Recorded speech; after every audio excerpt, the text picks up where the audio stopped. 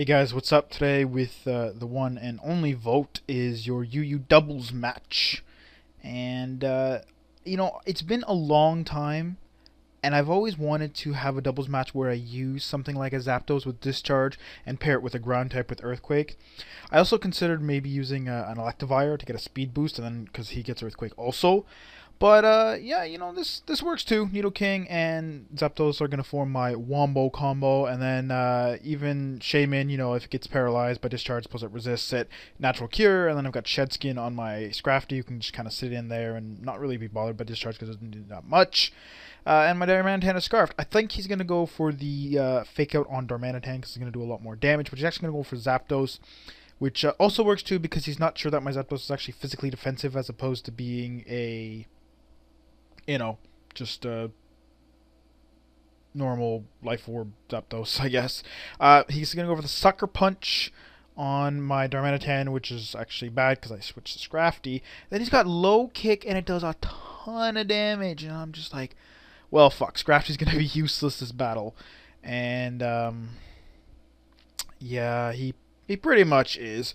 But I'm going to get off a Discharge, which is going to be excellent. It's going to kill my Scrafty, which really sucks. I was going for the Ice Punch on his Zoroark. Anyways, I thought he'd switch to his Roserade to take the fairly obvious fighting type move.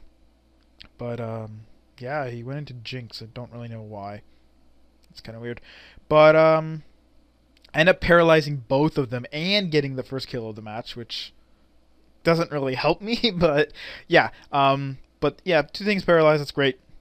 I'm going to switch into my Nidoking to activate my my combination, my Earthquake and Discharging teams. He's going to switch to Quagsire because he knows I'm pretty much going to keep Discharging, and Quagsire is immune to the Discharge, being part Ground type. So, yeah, I'm doing pretty well. This Zapdos is really helping me out, just kind of sitting in there. Like I said, I did sort of build my team around it, and it would have probably helped if he was offensive. But, you know what, he's physically defensive right now, so that's fine. He's going to miss Sleep Powder, which really sucks, on the Nidoking, which is also part of the reason why I wanted to keep Scrafty, but it's like, damn it, because he has Shed Skin, right? He could have actually healed from it, and I thought maybe he'd put Zapdos to sleep, to be completely honest, and I was okay with not having Zapdos awake anymore, because I'm like, whatever. But he tried to put Nidoking to sleep, and he actually missed. He does live the Earthquake, so that's at least a plus, and he does have Life Orb, not Focus Sash, so he could have died in one hit, but now he at least gets another chance at an attack. I'm going to switch to my Shaman now, because if he does put it to sleep, I can just switch out and wake up, and then I'm going to kill it with Discharge anyways. But he actually goes for Leaf Storm instead, which is going to do like half to my Shaman, which is a lot.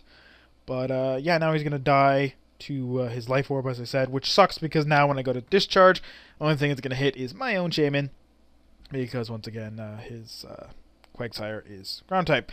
We're both toxic too. I sort of skipped over that, but I think it's pretty obvious that we want to toxic each other because it's a good idea. If he has Roar as his last move, and if that was sub, that would have been probably something I would go for just to block the potential anything he would attack me with. But whatever. Toxic's fine. I mean, double battles don't really take that long because you generally tag up, or team up on whatever target. So he's going to switch out from his Quagsire because he knows the Seed Flare is pretty obvious, and I am going to go for it. Just trying to hit that Quagsire and get him killed. But he's going to switch to Heracross, which is not a big deal. Don't really mind it that much. But, yeah, it still does quite a bit of damage, and I get a special defense drop, which is really nice because that means my Discharge is going to do twice as much damage when I do hit him with it, which I don't actually get off this turn because, again, he faked me out, which I guess makes sense because, again, he knew he was switching into something to resist it. I was going to go for the Pursuit here, actually, to trap in my Shaman as, well, not trap it in, but, like Pursuit trapping, right? I'm going to switch out. It's going to do double damage, but it's not going to kill me. I'm going to switch to Nidoking, figuring, I can take either of his stats, but he's actually going to go for the Stone Edge on my Zapdos. Max damage was 202 for Jolly Scarf, which is what he was. So he did have a chance to kill me, but he ends up missing anyways, which really sucks considering I've gotten like every single paralysis except on my Shaman, which sort of didn't matter because, again, Natural Cure. But he's also missed Sleep Powder and his Stone Edge. I mean, the Sleep Powder miss, again, because he did live Earthquake, he still got his attack off. But again, you know, it obviously would have been nice if he didn't need to take an Earthquake. But Nidoking, you know, dies to this Night Daze, which I actually didn't think would happen. And then Zapdos gets another kill with Discharge, just taking stuff out. I mean, he's been toxic for a while, and he's just taking stuff out. So he's got his last in here, which is his Quagsire, which actually was... I don't know, I'm like, he's got Quagsire, but doesn't he have something else?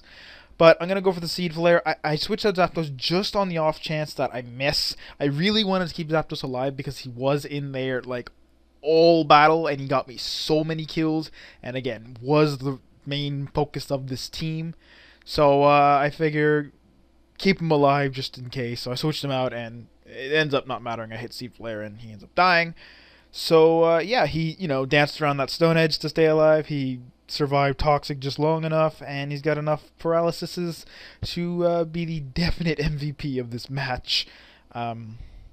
He did so awesome. That battle was pretty cool. Doubles is actually really fun. I enjoy it. I mean, we weren't really, like, I mean, a lot of the doubles games you see are VGC matches, which everyone's got, like, Protect and Gems and stuff. So these were still singles pokes. It's just I was more conscious around with sort of how to build my team, more so defensively, and then just the whole, as I said, wombo combo with Earthquake and Discharge, which worked out really well, and I really enjoyed it.